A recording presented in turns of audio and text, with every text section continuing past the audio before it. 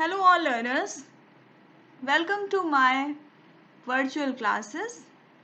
So today I will discuss with you evaluation of suspension in the continuation of suspension part. So it is a part 3. So here you can see what are the different evaluation parameters related to suspension. So first is your sedimentation method, next rheological method, then after electrokinetic method, then is your micromeretic method, freeze thaw test, pH measurement and the visual inspection. So these are some evaluation parameters of the suspensions. तो here you can see जो आपका first है आपका sedimentation method. तो sedimentation method में दो तरीके से आप इवैल्यूएशन कर सकते हैं सस्पेंशन का. तो हम डिस्कस करेंगे सेडिमेंटेशन वॉल्यूम के बारे में.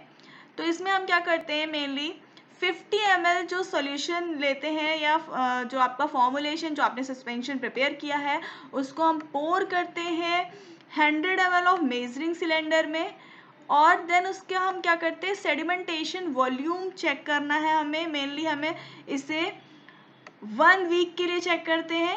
1, 2, 3 और 7 डेज के गैप में हम वीकली इंटरवल में 12 वीक्स के लिए हम इसको सेडिमेंटेशन वॉल्यूम को चेक करेंगे. उसके लिए मेनली सेडिमेंटेशन वॉल्यूम को कैलकुलेट करने के लिए फॉर्मूला है F = VU/V0.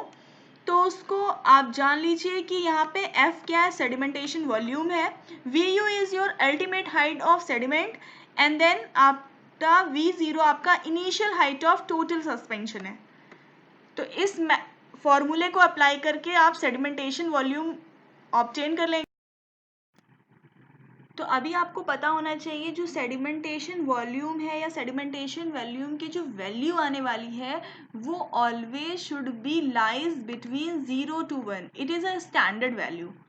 तो ये क्या इंडिकेट करती है, मेनली ये आपको नॉलेज प्रोवाइड करेगी, क्वांटिटेटिव नॉलेज प्रोवाइड करेगी और फिजिकल स्टेबिलिटी ऑफ सस्पेंशन. किसी भी सस्पेंशन की physical stability you will get to know by this value. और it should be always between 0 to 1. If अगर सेडिमेंटेशन वॉल्यूम या F की वैल्यू यू कैन से 1 आती है तो इसका मतलब नो सेडिमेंट और सिस्टम जो आपका होगा फ्लॉक्यूलेटेड सस्पेंशन होगा. और जो फ्लॉक्यूलेटेड सस्पेंशन होगा that is a ideal condition for any type of suspension जो इंडिकेट करेगी कोई भी सेडिमेंटेशन नहीं है और जिससे कोई केक फॉर्म नहीं होगा. अब यहाँ पे आप टेबल देख सकते हैं, एक टेबल बनाई है जिसमें F = 1 है, मतलब जो वहाँ पे कोई भी सेडिमेंटेशन नहीं है और क्लियर सुपरनेटेंट है आपका पूरा कंप्लीट सस्पेंशन. अगर जो F की वैल्यू 0 to 5 के बीच में लाई करती है तो इसका मतलब है 50% ऑफ टोटल वॉल्यूम ऑक्यूपाई है विद द सेडिमेंट. अगर F की वैल्यू 1 से ज़्यादा है तो डेट मीन कि sedimentation volume greater than the original volume. और उस तरीके से क्या होगा, फॉर्मेशन ऑफ फ्लॉक्यूल होगा which are fluffy and loose.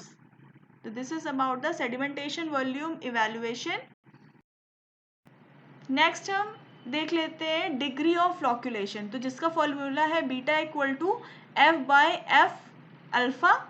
तो ये क्या इंडिकेट करता है, इसको हम कैसे कैलकुलेट करेंगे.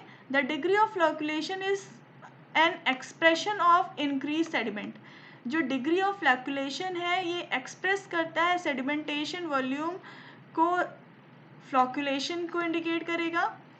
If B has a value of 5, अगर B की वैल्यू 5 है इसका मतलब है volume of sedimentation in the flocculated system is 5 times than the deflocculated suspension. If a second formulation has a B value 6.5 तो वो जो सस्पेंशन होगा वो मोर फ्लॉक्यूलेटेड होगा and is preferred over the previous suspension. ठीक है, तो this is about the degree of flocculation evaluation. Next देख लेते हैं what is a rheological method. तो रियोलॉजिकल मेथड जो क्या है इंफॉर्मेशन प्रोवाइड करेगा, ये मेनली हमें सेटलिंग बिहेवियर को की इंफॉर्मेशन को प्रोवाइड करेगा। इसमें होता है क्या है, the arrangement of vehicle and the particle structure features it will indicate. इसके लिए हम मेनली ब्रुकफील्ड विस्कोमीटर का यूज़ करते हैं और इससे हम सस्पेंशन की विस्कोसिटी को मेज़र करते हैं। ठीक है, तो ये हो गया आपका small introduction about the rheological method, जिसके लिए हम ब्रुकफील्ड विस्कोमीटर का यूज़ करते हैं। और उसमें आप देख लेंगे कि level of suspension of the structure is greater owing to particle agglomeration. ठीक है, उसके बाद हम विस्कोसिटी को डिटरमाइन करेंगे। The better suspension shows a lesser rate of increase of dial reading with the spindle turns, I curve is horizontal for long period. So this is about the rheological method. So next parameter is photo microscopic technique. अब इसमें क्या करते हैं देख लेते हैं कैसे evaluate करते हैं। तो माइक्रोस्कोप मेनली हम इसमें यूज़ करते हैं और पार्टिकल साइज का डिस्ट्रीब्यूशन कैसा है पर्टिकुलर सस्पेंशन में उसको चेक करने के लिए और क्रिस्टल फॉर्म को चेक करने के लिए हम इस मेथड का यूज़ करते हैं।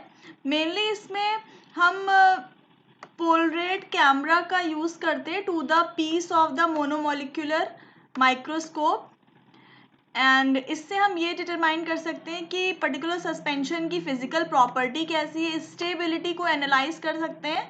तो this is a photo microscopic technique. Next हम देख लेते हैं freeze thaw test. Freeze thaw test क्या होता है देख लेते हैं। तो इसको टेस्ट करने के लिए मेनली हम अपने प्रिपरेशन को प्लेस करते हैं 18 आवर्स के लिए in room temperature for 4 to 6 hours. फिर हम इस पर्टिकुलर प्रोसेस को 10 मिनट्स के लिए रिपीट्स करते हैं, 10 टाइम्स रिपीट्स करते हैं और ये साइकिल कंटिन्यू 10 टाइम्स के लिए हम कंटिन्यू करते हैं। This test is conducted to determine the tendency of crystallize. Crystallize की टेंडेंसी को ऑब्जर्व करने के लिए इस टेस्ट को हम करते हैं। तो this is about the both this evaluations. तो नेक्स्ट है विजुअल इंस्पेक्शन।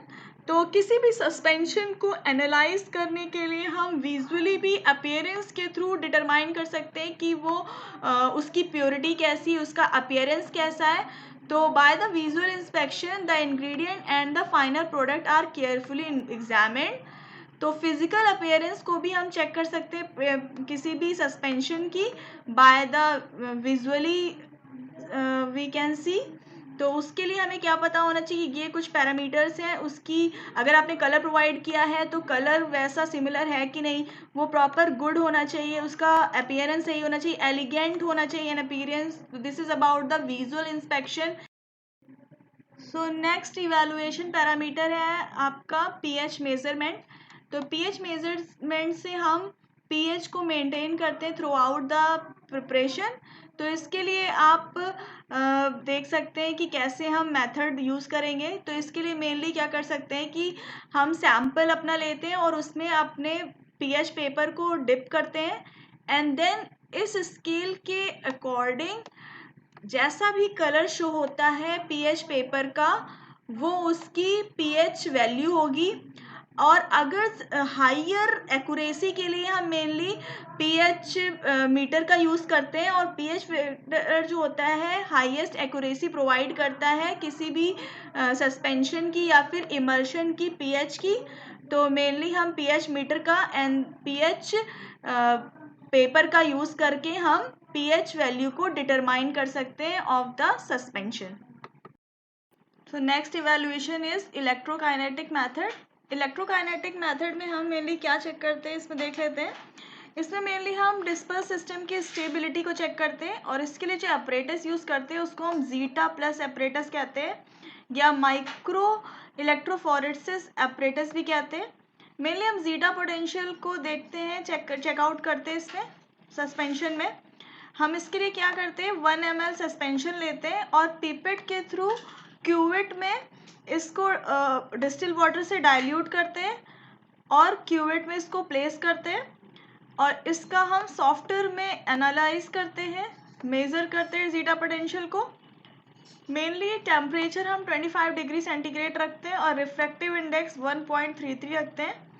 तो और इस प्रोसेस को डिटरमाइन करने के लिए हम मेनली 21 डेज टू 28 डेज तक फॉर्मुलेशन बनने के बाद तक हम इसको इंस्पेक्ट करते हैं और इस एपरेटस में चेक करते हैं। तो this is about the electrokinetic method.